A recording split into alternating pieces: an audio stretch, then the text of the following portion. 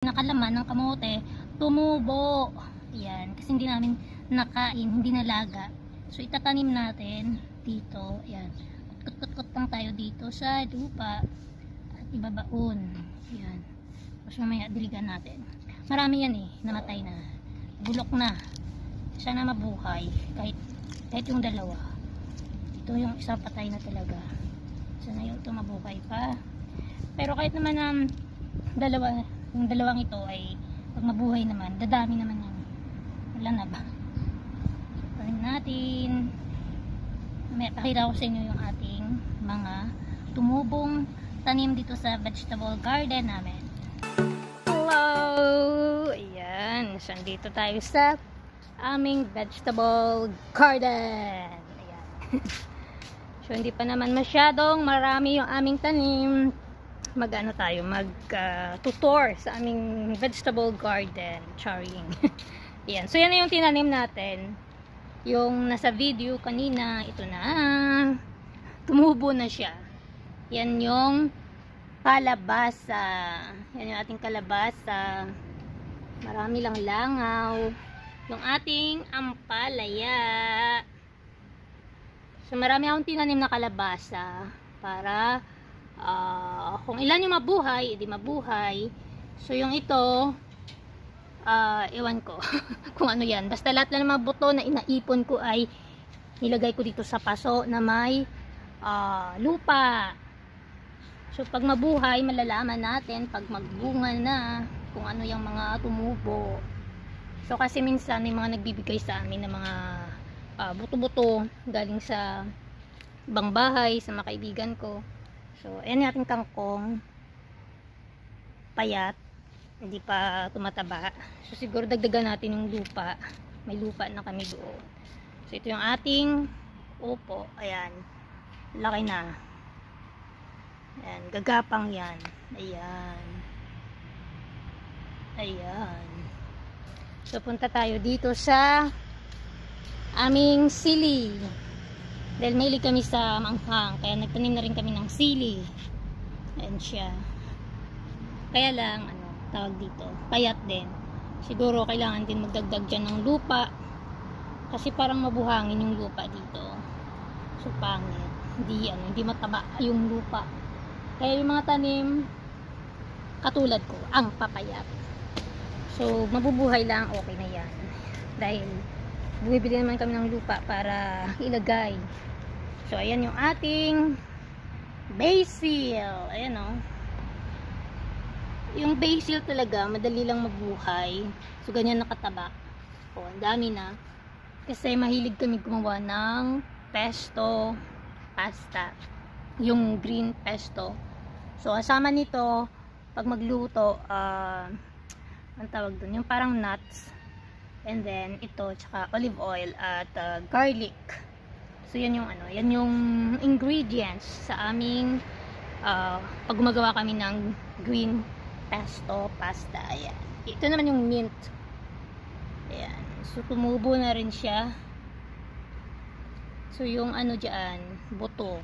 Yung basil, buto rin yan na binili namin. Tapos nilagay dito, tinanim. So ang bilis nila tumubo. At yung mint. So kanina, 'di ba, sa unang video natin, yung papaya namatay. So rip. Rip yung isang papaya natin. Rest in peace na. Ito na lang natira. And then din siya, payat din. Parang hindi lumaki. Kung ano yung pagkabili namin, ilang weeks na yan eh. Ilang weeks na. So hapon dito mga 4, mamaya magdilig tayo. So ito yung aking lemon. Lemon ata to eh. Lemon or kasi pag halo-halo yung mga buto na iniipon ko lang. Iba, bumibili kami ng orange. O, pagkatapos namin kainin yung mga buto doon, iniipon ko. Tapos tinatanim. So hindi ko alam kung siya ba ay lemon, kung siya ba ay orange or lime. Ayan siya. So malalaman natin pag magbunga na, inshallah. Sana. Akala ko mamamatay siya eh. Kasi 'di ba, every time na may mga tanim, Yan yung experience ko. Pag may mga tanim na binibili namin sa, limbawa sa labas, sa flower or flower shop, sa mga nagtitinda ng mga tanim, pag dinadala sa bahay, tapos tinatransfer ng pagtanim, namamatay. So akala ko mamamatay siya, kaya yung ginawa namin, binutasan ko yung paso sa pinaka bottom, tapos naghukay, and then binaon na lang yung buong paso na yan. Kasi baka pag ginalaw mo pa, tinanggal sa paso, mamatay na naman. So yun na yung upo, yun na yung mga tanim nating maliliit na tumubo na din. So yung yung kamote, ayan, update natin yung kamote natin na tinanim. Ayan, lumaki na siya actually. So nakabitin siya dahil marami kaming mga ganito. So ginamit lang din namin. So itong kamote actually, ano siya, from kamote, yung pinakalaman, yung root crop, yun. So hindi namin nalaga, nahayaan na lang namin sa kusina, tumubo. So nung tumubo, sayang naman, ginawa ko, nilagay ko sa sa bote na may tubig, tapos tumubo siyang tumubo. Pero nainita, nag-dry, and ito na lang yung na itanim ko. Mabuti nga at tumubo ulit. Ayan ang taba oh. Oh, diba? Yung unang video natin na nagtatanim ako, diba, super payat siya. Ngayon tumaba na siya, at least tumaba. Yung kamote at yung sili mapayat.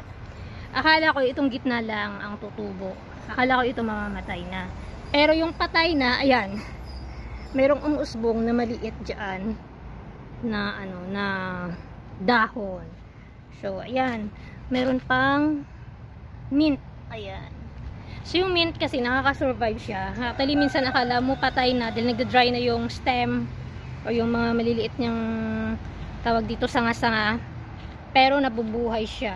So pag tinananggal mo na yung mga dry na stem or yung mga branch na maliliit, mabubuhay. So ito naman yung aming parsley. Ang hirap kasi pag gumagawa kasi ginagamit naman namin yung parsley sa red pesto. Ayun, yung sun-dried tomato. Tapos yun yung hinahalo, olive oil again, tapos garlic. So bini-blender, tapos ginagawang yung pang paste doon sa pasta. So kaya may parsley kami kasi minsan pag konti lang yung gagamitin mo, kailangan mo pa rin bumili ng isang tawag dito, yung isang nakaganyan. So hindi pwedeng tingi-tingi kang bumili sa supermarket. Kaya kung may tanim tayo, pwedeng kitil-kitilin na lang natin yung ilang piraso. Ayan, pwede lang magpira-piraso na lang pag may tanim. So dito naman, ayan, so may mga tumutubo na dyan. Yan yung kale, pang salad. Ayan, so hindi nga ayan, maliit pa rin kasi baka depende sa lupa. Kaya tawag dito, mahina yung paglaki, ang bagal ng paglaki. So mamaya magdidilig na naman tayo. So ito yung pipino natin. Ayan, lumaki na siya. Ayan, nagbulaklak na pero parang nagda-dry na lang at namamatay.